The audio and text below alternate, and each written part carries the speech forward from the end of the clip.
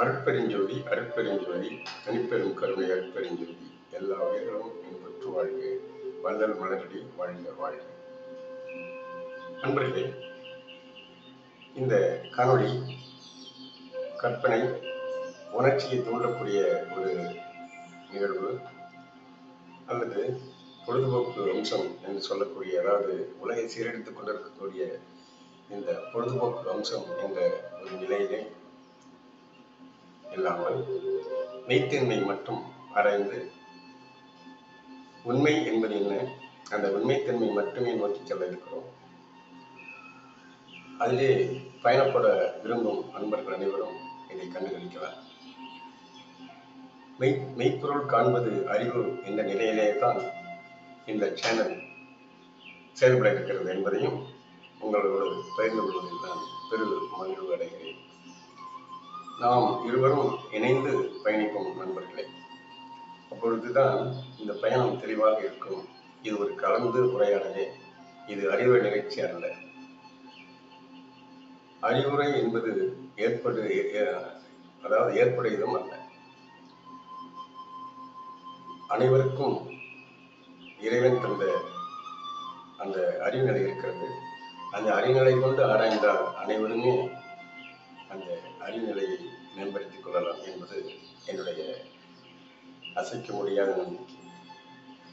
எனவே நண்பர்களே, இன்று நாம் பார்க்கக்கூடிய ஒரு காணொளியின் பொருள் என்னவென்று கேட்டால், வள்ளல் பெருமான் மிகப்பெரிய ஞானி. இந்த மிகப்பெரிய ஞானத்தை, நுண்ணறிவு என்று சொல்லக்கூடிய ஞான அறிவை, பேரறிவை எப்படி பெற்றார் என்பதுதான் இங்கு நாம் விவாதிக்கக்கூடிய ஒரு பொருள். அந்த இதை நாம் என்றாவது யோசித்ததுண்டா என்றால் இல்லை என்றுதான் பதில் கிடைக்கும். அதாவது இந்த பேரறிவு பெருநிலை என்பது ஒரு மிகப்பெரிய இறைநிலையோடு சம்பந்தம் உள்ளது. இது உண்மைத்தன்மை என்று சொல்லக்கூடிய ட்ரூத், மெய்த்தன்மை. இதுதான் அங்கே நமது வள்ளல் பெருமானம் காணப்பட்டது. அந்த மெய்த்தன்மை இருந்த காரணத்தினால்தான் அவர் நுண்ணறிவை பெற்றார். சரி, எப்படி பெற்றார் என்பதை பற்றி இப்போது நாம் ஆராய்வோம். அறிவு என்பது என்ன என்பதை நாம் நோக்கினோமேயானால், அந்த அறிவுநிலை என்பது கடந்த கால அனுபவத்தின் ஒரு நிகழ்வை, அந்த கடந்த கால அனுபவ நிகழ்வை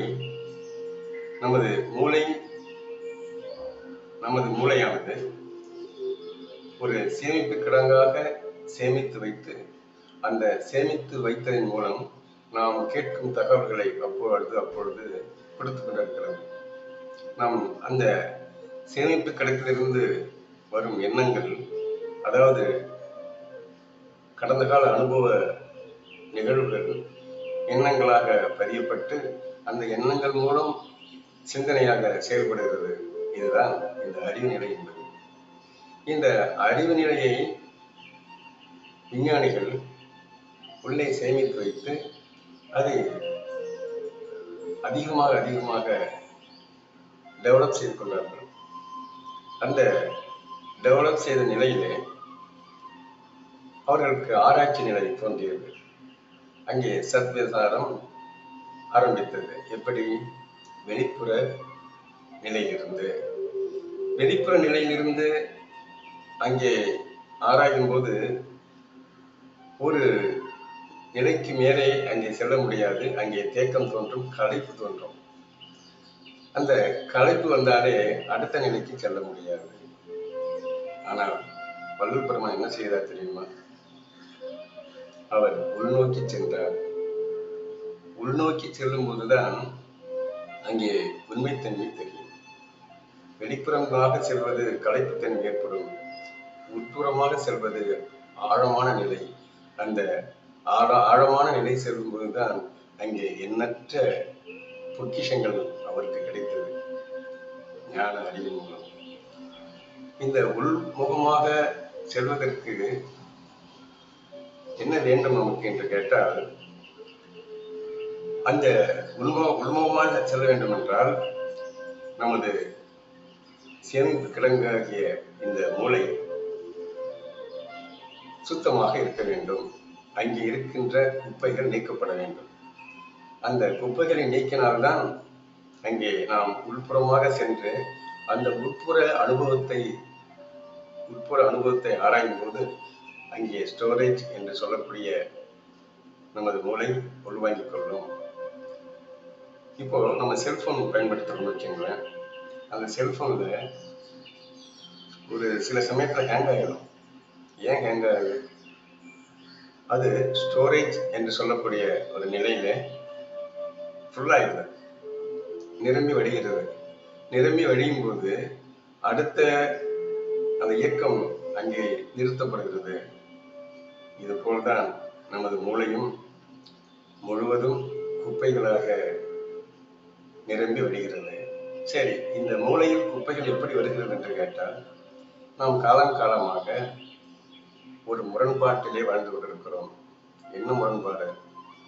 சாதி சமயம் என்கின்ற முரண்பாடு, உயர்ந்தவன் தாழ்ந்தவன் என்கின்ற முரண்பாடு, ஏழை பணக்காரன் என்ற முரண்பாடு, அறிவில்லாதவன் என்ற முரண்பாடு, இதுபோல எண்ணற்ற முரண்பாடுகளோடு வாழும்போது அங்கே நமது நிலை குப்பைகளால் மூளையில் சுமக்கப்பட்டு அந்த சுமையோடு நாம் திரிந்து கொண்டிருக்கிறோம், வாழ்ந்து கொண்டிருக்கிறோம். நமது மனநிலை எப்படி இருக்கிறது என்று கேட்டால், கயிற்றிலே கட்டப்பட்ட ஒரு கால்நடை, அதாவது மரத்திலே இருந்து ஒரு கயிற்றிலே கட்டப்பட்ட கால்நடை எப்படி ஒரு குறுகிய வட்டத்திற்குள் மேய்ந்து வருமோ, அந்த மேய்ந்து வரும் நிலையிலே தான் நாம் இருக்கிறோம். இங்குதான் இவ்வளவுதான் நமக்கு உண்ணக்கூடிய இறை இருக்கிறது என்று அந்த கால்நடை நினைப்பது போல நாமும் வாழ்ந்து கொண்டிருக்கிறோம் ஒரு குறுகிய வட்டத்திற்குள். அந்த கயிற்றை அவிழ்த்து விட்டால் என்ன நடக்கும் என்று கேட்டால், விசாலமான ஒரு நிலை ஏற்படும். இந்த விசாலத்தை நாம் உணர்ந்து கொண்டோமா? வள்ளல் பெருமான் உணர்ந்து கொண்டார். அந்த உணர்ந்து கொண்டதனால்தான் அங்கே உள்நோக்கி சென்றார். அங்கே உள்நோக்கி செல்லும் போதுதான் அவருக்கு எண்ணற்ற ஒரு ஞான நிலை ஏற்பட்டது. அந்த ஞான நிலை ஏற்படும் போதுதான் அங்கு ஆயிரக்கணக்கான இறை கவிகளை ஏற்றினார். நமக்கு எப்படி வாழ வேண்டும் என்ற இறை தத்துவத்தை, எப்படி வாழ்க்கை முறையை கொண்டு செல்ல வேண்டும் என்ற நிலையை நமக்கு உரைநடை பகுதி என்கின்ற ஒரு நிலையிலே விளக்கி எழுதினார்.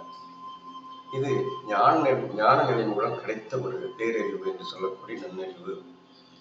பகுத்து ஆய வேண்டும். அவர் நாம் இந்த டிரான்ஸ்ஃபார்மேஷன் இருக்கிறோம், அதாவது மாற்றுதலே இருக்கிறோம் ஒழிய மியூட்டேஷன் என்ற நிலைக்கு செல்லவில்லை. மியூட்டேஷன் என்பது ஒரு பொருள் முழு பொருளாக மாறுவது, அதன் தன்மையே மாறிவிடும். அதுதான் மியூட்டேஷன். கொரோனா காலத்தில் பார்த்தீங்கன்னா மியூட்டேஷன் இந்த வார்த்தையை நீங்க கேள்விப்பட்டிருக்கீங்க. இந்த மியூட்டேஷன் என்பது ஒரு நிலையிலே அந்த கொரோனா கிருமி அழிக்கக்கூடிய நிலையில் இருக்கும்போது அடுத்த நிலையிலே அழிக்க முடியாத நிலைக்கு மாறுகிறது. அந்த மாறுபட்ட நிலையை இருக்கும்போது அங்கே வேறு ஒரு பொருளை நாம் தேடுகிறோம் அதை அழிப்பதற்கு. இது போல்தான் இங்கே இந்த மியூட்டேஷன் என்று சொல்லக்கூடிய ஒரு பொருள் வேறொரு பொருளாக அதன் தன்மையோடு மாறி விடுகிறது. இதுதான் பேரறிவு.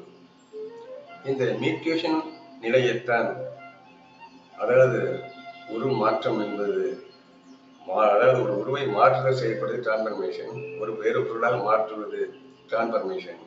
ஒரு பொருளின் தன்மை ஒரு பொருள் வேறொரு பொருளாகவே மாறி அந்த தன்மையே மாறுபடும் போது அதுதான் மியூட்டேஷன். இப்ப விஞ்ஞானிகள் கண்டுபிடிக்கிறாங்கன்னா அவங்க இந்த வெளிப்புற அனுபவ அறிவை கொண்டு அதை டெவலப் செய்து அதை வளர்த்து கொண்டு அவர்கள் விஞ்ஞான அறிவை, அதாவது ஒரு சத்துசாரத்தை, ஒரு பொருளின் தன்மையை ஆராய்ந்து கொண்டிருக்கிறார்கள். ஆனால் நாம் என்ன செய்ய வேண்டும் என்று கேட்டால், அதை விட மேலாக செல்ல முடியும். எப்போது? உள்தன்மையை ஆராயும் போது. உள்தன்மையை ஆராய்வதற்கு எந்தவித நிபந்தனையும் கிடையாது. நாம் செய்யக்கூடியது நமது மூளையில் உள்ள குப்பைகளை அகற்றி மன விசாலம் அடைவது ஒன்று மட்டுமே. அந்த மன விசாலம் அடைந்து விட்டால் அங்கே நமக்கு இறைத்தன்மை உள்ளே நுழைந்துவிடும். அந்த இறைத்தன்மை உள்ளே நுழைந்தவுடன் நமக்கு பேரறிவு என்று சொல்லக்கூடிய ஒரு அறிவு ஆற்றல், அதாவது நுண்ணறிவு என்று சொல்லக்கூடிய ஒரு அறிவு, இறைத்தன்மையோடு கூடிய அறிவு, உண்மைத்தன்மையோடு கூடிய அறிவு, பகுத்தறியும் அறிவு நமக்கு கிடைக்கும். அந்த அறிவைத்தான் நமது வள்ளல் பெருமான் அடைந்தார். அந்த ஞானங்களைத்தான் அவர் அடைந்தார். அவர் தன்னுடைய இருப்பு நிலையாகிய மூளையிலே அனைத்து குப்பைகளை நீக்கினார். சிறு வயது முதற்கொண்டே அந்த குப்பைகளை நீக்கியதன் காரணமாக அவர் உள்ளே சிரிந்து கிடந்தது ஞான அறிவு மட்டுமே. உள்முகமாக சென்று கொண்டே இருந்தார். அந்த சென்று கொண்டதன் விளைவாகத்தான் அவருக்கு இறைத்தன்மை ஏற்பட்டதை ஒழிய வேறு ஒன்றுமே அல்ல. ஓதாமல் உணர்ந்தது எப்படி என்று கேட்டால் இந்த நிலைதான். நுண்ணறிவு பெறும்போது நாம் எந்த கல்வியும் நமக்கு தேவைப்படாது. அந்த இறைத்தன்மை அதுவே நமக்கு ஓதிவிடும் அனைத்து விஷயங்களையும். இதுதான் வள்ளல் பெருமான் அடைந்த நிலை. அவர் சொல்கிறார், என்னோடு இவ்வளவு பேர் பழகியும் ஒருவரும் தேறினர் என்கிறார், மிகவும் வருத்தப்பட்டு. அப்படி என்றால் அவர் வாழும் காலங்களிலேயே இந்த உள்தன்மையை வாங்கக்கூடிய, உள்தன்மையை வளர்த்து கொள்ளக்கூடிய ஞான அறிவினை, நுண்ணறிவினை பெற எல்லோரும் தயங்கி நின்றார்கள். அதற்கு மூல காரணம் என்னவென்று கேட்டால், இந்த வெளிப்புறமாக கிடைத்த கலைப்பு பொருந்திய ஒரு சாதாரண அறிவுத்தன்மையோடு அவர்கள் இருந்ததனால் உள்தன்மை மூலம், உள்தன்மை என்று சொல்லக்கூடிய மெய்த்தன்மையை அவர்களால் பெற முடியவில்லை, உள்வாங்கிக் கொள்ள முடியவில்லை என்பதுதான் சத்தியம். இந்த சத்திய நிலையை உணர்ந்தவர்தான் வள்ளல் பெருமான். அந்த சத்திய நிலையை, உண்மைத்தன்மையை, மெய்த்தன்மையை, ஞான அறிவை பெற்ற வள்ளல் பெருமானின் வழி நின்று அவர் வாழ்ந்த வாழ்க்கையை நாம் ஆராய்ந்து மெய்த்தன்மையோடு செயல்படுவோம். இந்த காணொலியை கண்ட உங்கள் அனைவருக்கும் என்னுடைய மனமார்ந்த நன்றியை தெரிவித்துக் கொண்டு, இந்த பயணம் தொடர வேண்டும், என்னோடு நீங்கள் இன்னும் நிறைய கலந்து உரையாட வேண்டும் என்று கூறிக்கொண்டு அனைவருக்கும் என்னுடைய வணக்கங்களை தெரிவித்து, எல்லா உயிர்களும் இன்புற்று வாழ்க என்று கூறி அடுத்த ஒரு நல்ல பதிவிலே சந்திப்போம் நண்பர்களே. முடிந்தால் மீண்டும் சொல்கிறேன், சப்ஸ்கிரைப் செய்யுங்கள். முடிந்தால் இது கட்டாயமல்ல, உங்கள் விருப்பப்படி. நன்றி நண்பர்களே.